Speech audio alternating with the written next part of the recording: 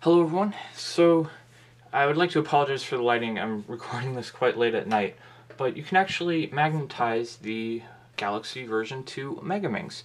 The first one, the corners, you weren't able to fit magnets in them, even these 3x1 millimeter magnets. But in this one, they fit.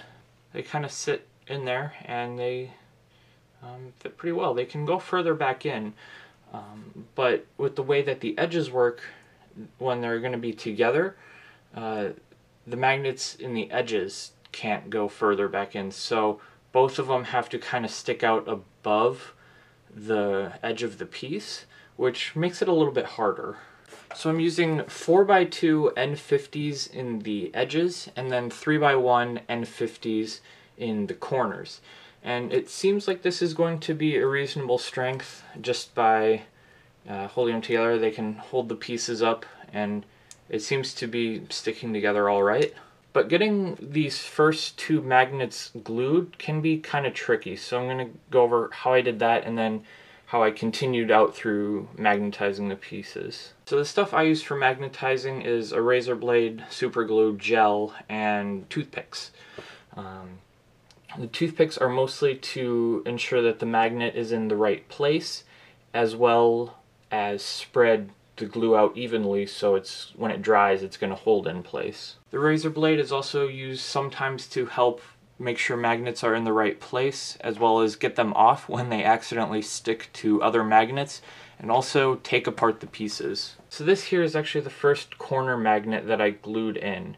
And because of how they have to kind of stick out over the edge, it's really hard to do it just like you normally would, putting the two pieces together and putting the magnets in and then adding glue. Another way you could start the magnets is, since the edges really don't have much different space where they can go in, is you can just add glue to the edge and then put the magnet in any way you want, since it's your first one.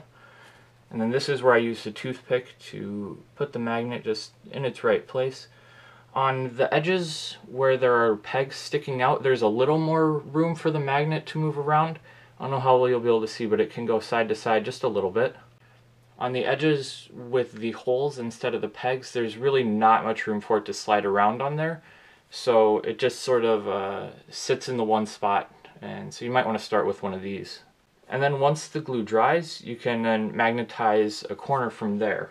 After you have a couple pieces magnetized, how I found it easiest to do the rest of it was to take whatever magnet you're using, have a piece that's already glued here, and then just put it on the outside so you know the polarity. And then I set it down and add glue to the edge or corner.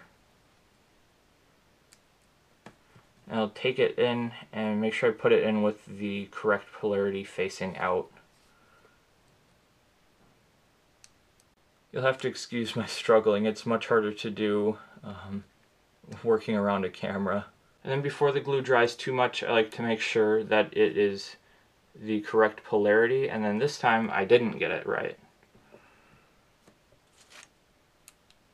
So a lot of times that's where I use the razor blade to just take it out. Sometimes when adding the glue first, when you put the magnet in, it'll kind of squish glue out on this outer edge here. And you want to try and get that off with either the toothpick or a paper towel or something before it dries too much, because that'll prevent the pieces from going together nicely. For the corners, I do pretty much the same thing. I'm going to be working with these two here. So I'll put the little magnet on the outside of the edge. And again, I do it this way because putting the magnet in the corner piece and then up next to the edge piece before adding glue, it tends to want to come out, because it's so small and this magnet's, well, magnetic, come out of the edge, and it won't stay in long enough to dry if you do the normal method. So again, I'm just going to add a bit of glue, and the corners are a little bit trickier because the magnets can go further down in.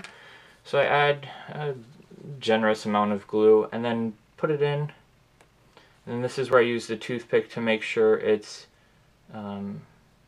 sort of in the right place and sticking out around halfway, maybe a little less than halfway.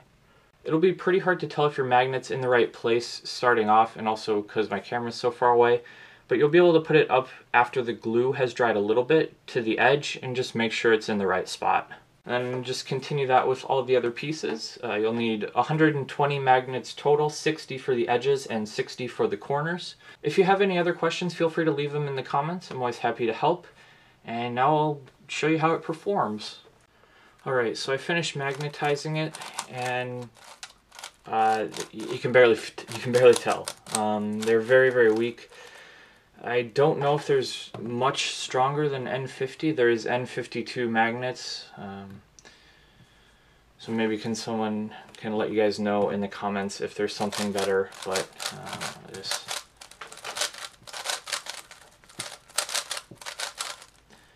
what it turns like. There's as you can see, this layer is like misaligned a little bit. Like on a normal magnetic cube, that would probably go back. You have to be going like very slowly to feel the magnets.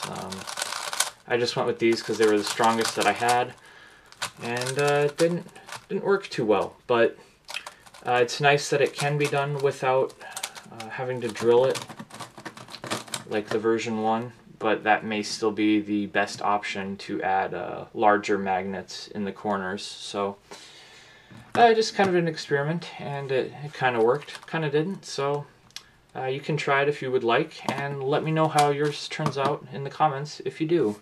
That is it. Thanks for watching.